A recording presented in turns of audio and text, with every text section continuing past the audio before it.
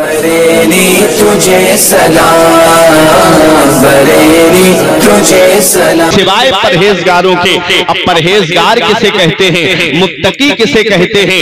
आज जिस अल्लाह के वली के उर्स में आप आए हो, औलिया किराम की शान में आपने बहुत आयाते करीमा सुनी है और इससे मुझसे पहले भी खिताब औलिया किराम की शान में आपने सुना है। आओ मैं आपको कुछ गोशे निकाल करके दिखाऊं कि औलिया की सीरत हमें पैगाम क्या देती है, इनकी हिस्ट्री हमें क्या दर्श देती है, इनकी सीरत हमें क्या पैगाम देती है।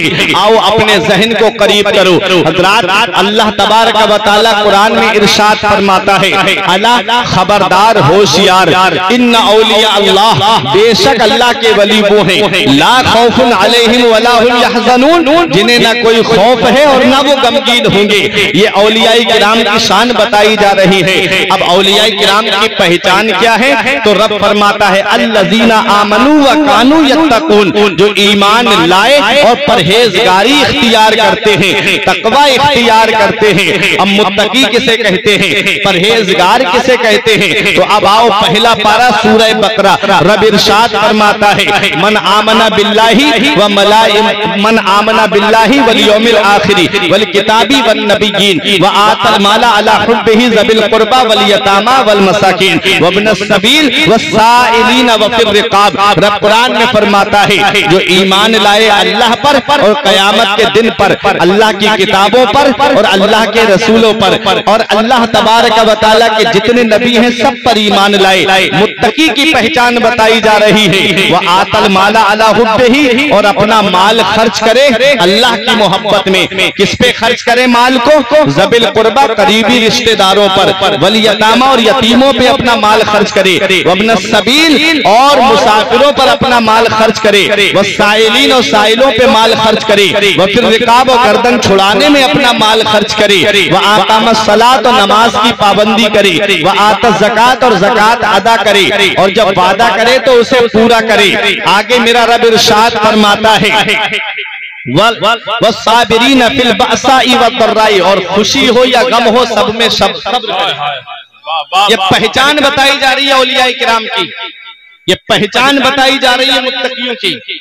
और अल्लाह का वली वही होता है जो दोनों हाथों से लुटाता है।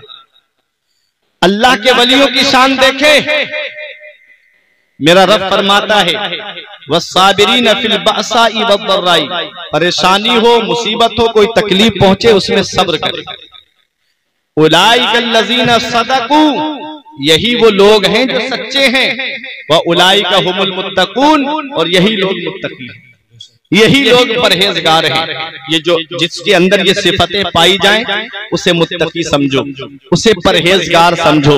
आज जिस वली के उर्से पाक में आप आए हो, औलिया किराम की शान क्या होती है, औलिया किराम का मकाम क्या होता है। इन्होंने पूरी जिंदगी अपने रब के नाम कर दी, वरना आज रात के 2 बजने वाले हैं और आप यहाँ बैठ करके इनका जिक्र सुन रहे हो।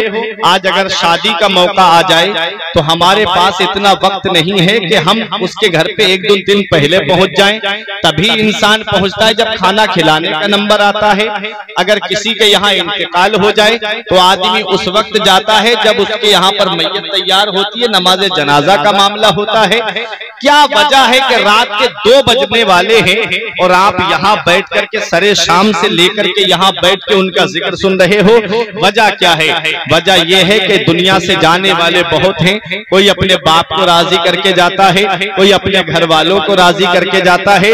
ये अल्लाह के वली दुनिया से गए, अल्लाह को राजी करके गए, उसके रसूल को राजी करके गए। अल्लाह ने इनका नाम अंधेरे में नहीं रहने दिया, अल्लाह तबारक व तआला ने इनकी मोहब्बत लोगों के दिलों में डाली। यही वजह है कि लोग दूर दूर से खींचे चले आते हैं इनके आस्थाने पर। यही वजह है लोग दूर दूर से आते हैं इनका जिक्र सुनने के लिए।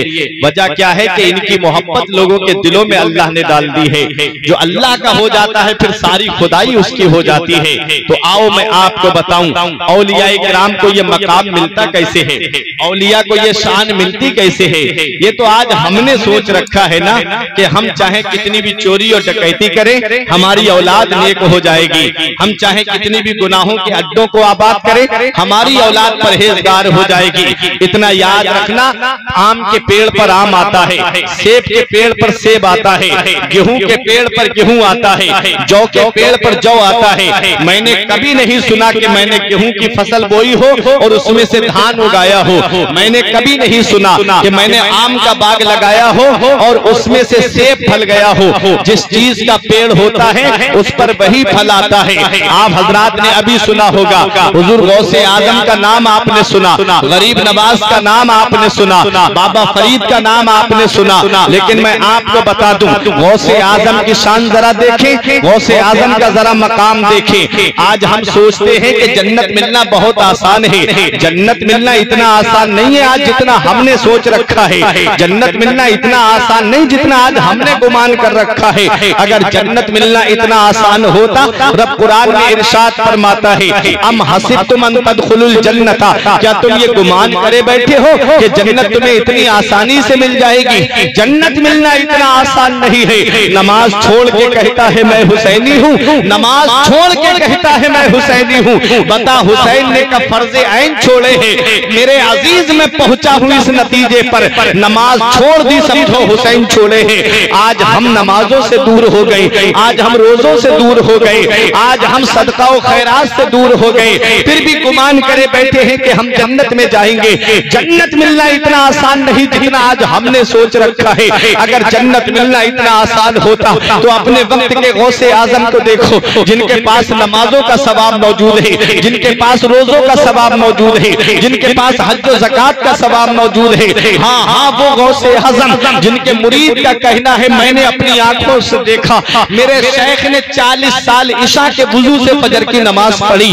वो गौसे आजम जिनके पास नमाजों का सवाब, जिनके पास रोजों का सवाब और कुरान की तिलावत का ये आलम कि उन्हीं 40 साल में आपने 15 साल ऐसे गुजारे कि एक पैर जमीन पे रखते, एक पैर खड़ा कर लेते और किसी लकड़ी का सहारा लेकर के पूरी रात कुरान की तिलावत करते और पूरी रात में एक कुरान शरीफ मुकम्मल तिलावत फरमा दिया करते थे। इतनी नेकियां जिसके पास में हो, उस गौसे आजम के खौफे खुदा का आलम देखिए। आज हम जहन्नम का जिक्र सुनते, कभी हमारी आंखों से आंसू नहीं निकले। आज हम अज़ाबे कब्र का जिक्र सुने, कभी हमारी आंखों से आंसू नहीं निकले।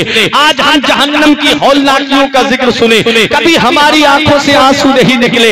वजह क्या है? वजह ये है कि गाने सुनकर के दिल काले हो गए, गाने सुनकर के दिल सियाह हो गए, फिल्में देख करके दिल काले हो गए। नबी इरशाद फरमाते हैं, अल गिनाउ युम्बितुन निफाका फिल कल्ब, गाना दिल के अंदर ऐसे निफाक उगा देता है, कमा युम्बितुल माउज़ ज़रअ, जैसे पानी घास को उगा देता है। गाने सुनकर के दिल काले हो गए। जब कोई गाने सुनता है तो उसके दिल पे काला नुक्ता पैदा हो जाता है और वो नुक्ता बढ़ता चला जाता है। आज हमारे नौजवानों को देखो, गलियों में गाने सुनते हुए फिर रहे हैं। कोई ब्लूटूथ कान में लगा के गाने सुन रहा है, कोई एयरफोन कान में लगा के गाने सुन रहा है, कोई अपने मोबाइल को ऐसे ही स्पीकर ऑन करके गाने गलियों में बजाता हुआ जा रहा है। क्या समझते हो दुनिया में हमेशा रहने के लिए आए हो? क्या समझते हो इस दुनिया से जाना नहीं है? मैंने नौजवानों को दुनिया से जाते हुए देखा, मैंने बच्चों को दुनिया से जाते हुए देखा। अभी चंद साल गुजरे कोरोना को गए हुए, 3 साल का वास्ता गुजरा है। तुमने देखा नहीं? मैंने अपनी आंखों से देखा, एक एक घर में 3-3 जनाजे रखे हुए थे। जवान बेटे के जनाजे अलग रखे हैं, बाप के जनाजा अलग रखा हुआ है। ये अचानक आने वाली मौतों से इबरत हासिल नहीं करते, अचानक आने वाली मौतों से नसीहत हासिल नहीं करते। क्या समझते हो दुनिया में हमेशा रहने के लिए आए हो? एक बात मुझे दिल पे हाथ रख करके बता दो कि गाने सुन करके दुनिया से चले गए, शाम को गाने सुन करके सो गए और आंख कब्र में जाकर के खुली, तो कौन है जो हमारे काम आएगा? कौन है जो हमारी मदद करेगा? इसलिए ऐ उर्से पाक में आने वालों, ऐ शाहपुर की सरजमीन के रहने वाले जिंदा दिल मुसलमानों, अपना रिश्ता नबी की बारगाह से मजबूत कर लो। जहां बाप बेटे का साथ छोड़ देता है, जहां बेटा बाप का साथ छोड़ देता है, जहां भाई भाई के काम नहीं आता, जहां रिश्तेदार रिश्तेदार के काम नहीं आता, अपने नबी का, अपने नबी से रिश्ता मजबूत कर लो कि जहां बाप काम नहीं आता है वहां रसूल पाक काम आते हैं, वहां दोनों आलम के मालिक को मुख्तार। तकबीर, नारे रिसालत।